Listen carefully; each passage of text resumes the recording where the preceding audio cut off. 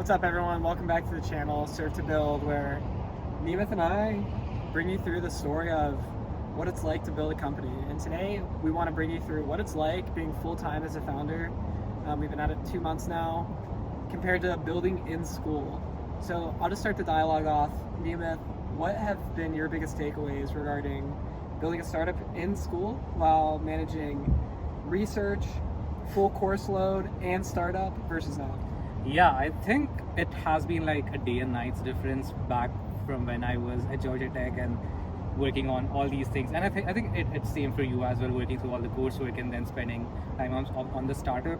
What I would see was, what I'm seeing right now is for us to maintain that speed every week, we kind of have to be dedicated almost every day, giving our full focus. And what I used to see while in school was, I used to maybe have a day or two of focus, and then coursework used to take the space in the mind for me. And there were for sure stretches where I was fully on .flow, but there were lots of stretches which I was not on. And I think that slowed us down quite a bit, which we didn't realize at that time because we didn't do it full time before that. I just want to dive into one thing. What's the sacrifice? I mean, bring me through an everyday day of building .flow, managing school, research. I know you like to work out. Like, what's the everyday, what's the day like while you were in college last semester? Yeah.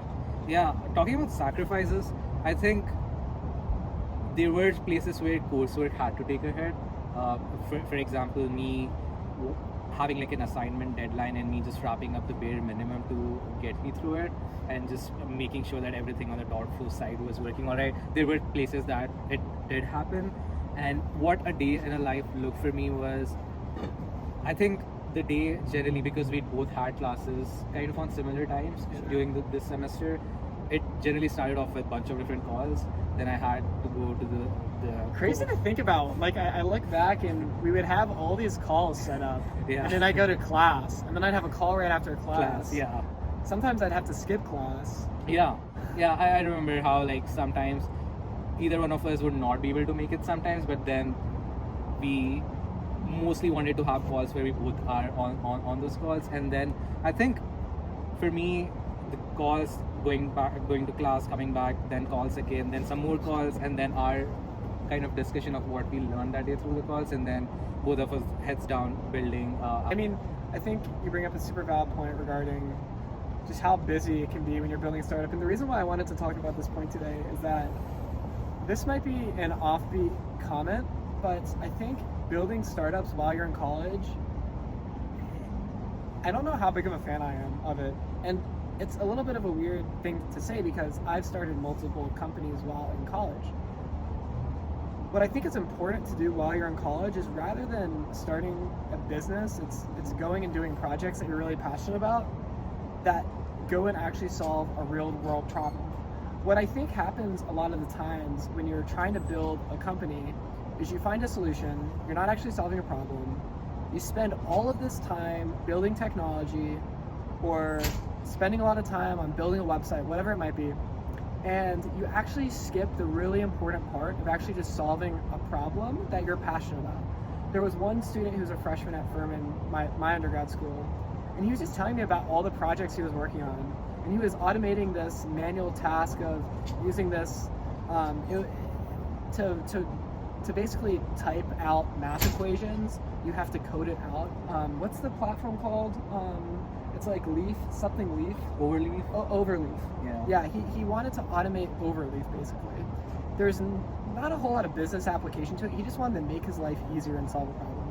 I think the more you go and actually do things like that, I think the more that you start understanding differentiating between solving a problem and trying to start a business. I think when you go and try to just start a business, I think a lot of times you actually waste a lot of time. And I've learned it over 4 years trying to do it, kind of what to look for and what not to look for, and I'm learning every day. But I think maybe me just solving real world problems in my life, which was actually what I did with the first business, a Trash Valley company, that would have been the best way to go about things, rather than trying to just start a business to start a business. I don't know, what do you think, David? I think 100%. Like, for me, I feel either solving a problem that you are having or you're seeing someone have, and you think there can be some easier way to work around that, I think those are the kind of best projects to, even when someone's in undergrad, to work on, Right. and also get like an initial hint of how like working on problems in like a business setting might also look like.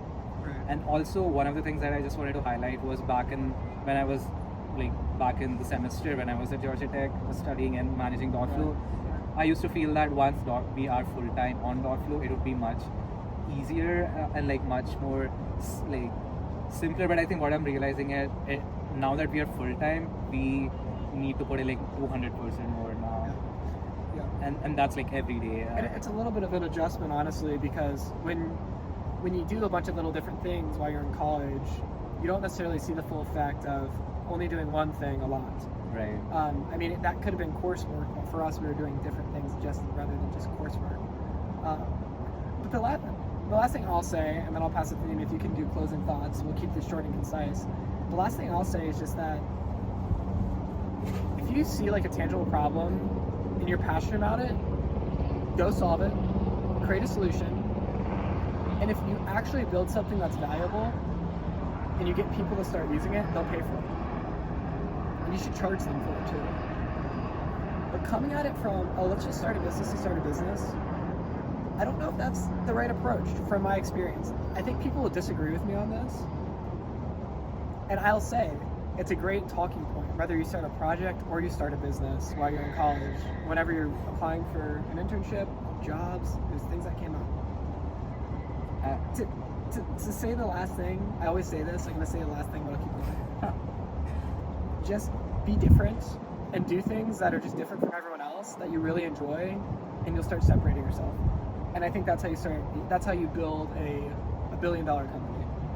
Yeah, I think the most natural way to a business can actually be you solving a problem that you have or you see, and like maybe even like a project, and that eventually takes a form of a business if it does have that impact that you initially started out with the aim of. And yeah, I think for me always the project remains like the most natural way while you're in college to get that initial impression of how you could have that impact in your life or someone else's life with the solutions that you build, and then see if it's actually working out and if it's actually having an impact, how you can evolve that into like a tangible business. Yeah, that's well said. Yeah. So yeah, I think we can close it off at that. I feel, you know, while in undergrad, I think the best thing to keep doing while you're in school or undergrad is keep just exploring and keeping your doors open and keep listening to the problems that, or looking out for the problems that you see around you or within your lives, and see what you could do to build out that first project or the first tool to help you with that, and see if that could convert into like a business. Yeah, I think that's really well said. And the more you do things like that, the greater your luck circumference Yes. will get. That's how I met Nemeth. That's how Nemeth met me. And I'm sure there's lots of other parallel stories that are similar to ours. That's how you meet a great co-founder. But we'll end it at that. Thanks so much for watching, guys, and we'll see you next time. Thank you guys.